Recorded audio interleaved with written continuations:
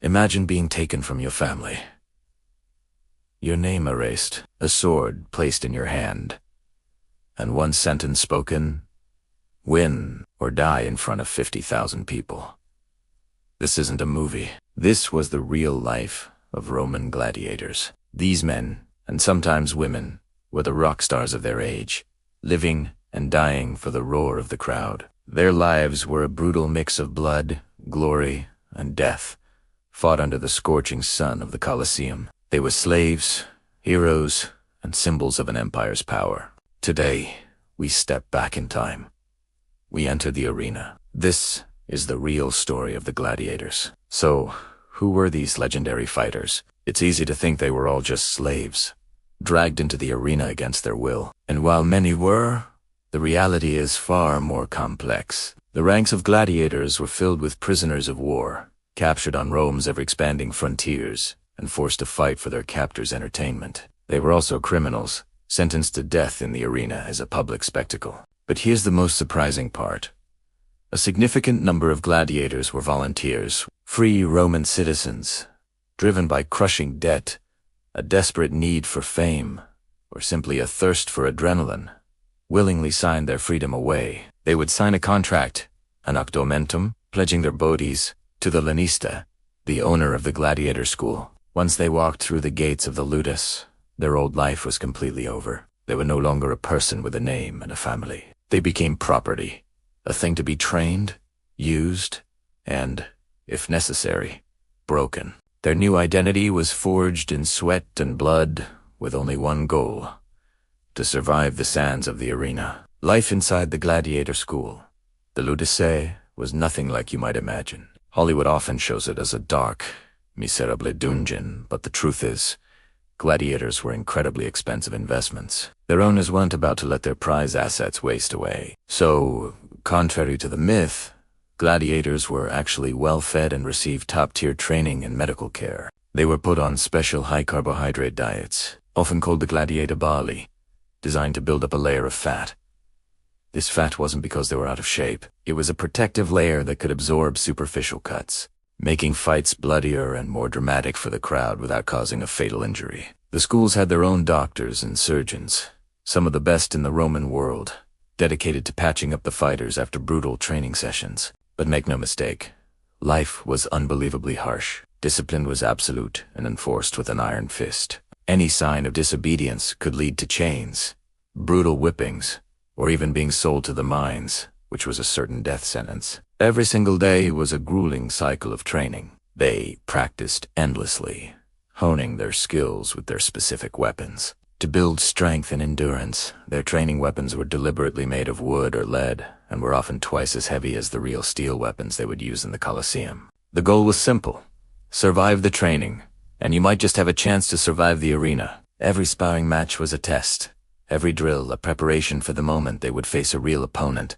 with a real crowd screaming for blood. So when a gladiator finally stepped onto the sand, who did they actually fight? The most famous and common type of combat was gladiator versus gladiator, but these were never random, chaotic brawls. Each matchup was carefully curated, like a violent ballet, designed for maximum drama and spectacle. The pairings were often a clash of styles. For instance, you might have the Maramilo, a heavily armed fighter with a large shield and sword, pitted against the Ricciarius was lightly armored but fought with a weighted net and a deadly trident, trying to entangle his slower opponent. Then there was the Threx, with his distinctive curved blade and small shield, a fast and aggressive fighter. Each combination of gladiator types created a unique dynamic, a strategic puzzle that the fighters had to solve in real time, all while 50,000 spectators analyzed their every move. But gladiators didn't just fight other gladiators. Some specialized in fighting wild animals. These fighters, known as bestiarii, faced off against some of the most fearsome beasts from across the Roman Empire. Lions, tigers, bears, panthers, and even rhinos and elephants were shipped to Rome for these spectacles, called veni. For many bestiarii, especially those who were untrained criminals, this was simply a terrifying and public form of execution. Imagine being thrown into the arena with nothing but a spear to face a hungry lion. It was a near certain death sentence, designed to thrill and horrify the crowd. Finally, there was another, even darker side to the games. Sometimes, the fight was deliberately unfair. The arena was also a place for mass public executions. Unarmed men, condemned prisoners, or enemies of the state would be forced into the arena to be slaughtered by gladiators. This was execution disguised as entertainment, a brutal demonstration of Roman power and justice. The condemned had no chance of survival. Their deaths were part of the show, a grim midday spectacle for the crowds before the main gladiator events began. The arena was a place of sport. Yes, but it was also a place of state-sponsored terror. Now, one of the biggest myths about gladiators comes from Hollywood. The famous thumbs up or thumbs down gesture to decide a fighter's fate. The truth is a little different. A defeat in the arena did not automatically mean death. Remember, these gladiators were extremely valuable. A skilled, popular fighter was a huge financial asset.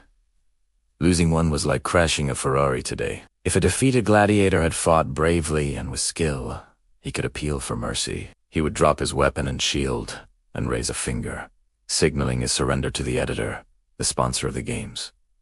The editor would then gauge the reaction of the crowd. A roaring, appreciative crowd might save a fighter's life, but ultimately, the decision wasn't just about popular opinion. It was a cold calculation of money and politics. Was the gladiator worth more alive for a future fight, or was his death a more satisfying conclusion for the baying mob? The actual gesture for death was likely a thumb pointed in any direction, symbolizing a drawn sword, while a closed fist, pollis compresso, meant mercy, sheathing the sword. While mercy was possible, every gladiator knew that death was always just one bad fight, one unimpressed crowd away. For the few who managed to survive, the rewards could be immense. The best gladiators were the superstars of the ancient world. They were celebrities, achieving a level of fame we can barely comprehend today. Their names and victories were scribbled as graffiti on walls all across the Roman Empire. Pottery, lamps, and all sorts of merchandise were made with their images. They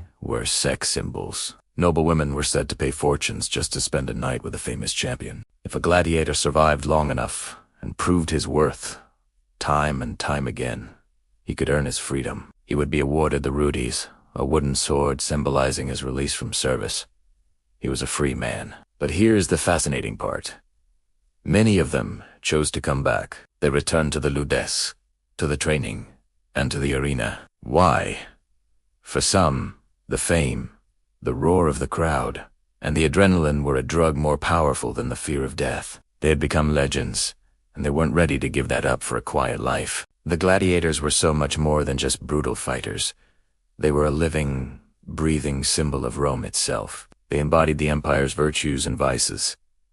Its power, its discipline, its obsession with spectacle, and its shocking capacity for brutality. They were slaves who could become gods in the eyes of the public, and free men who chose a life of bondage for a taste of glory. They represented the ultimate Roman ideal of courage in the face of death, a lesson acted out in blood for the entertainment of the masses. The arena was more than a sports stadium. It was a stage where the story of Rome, its control, and its culture was told.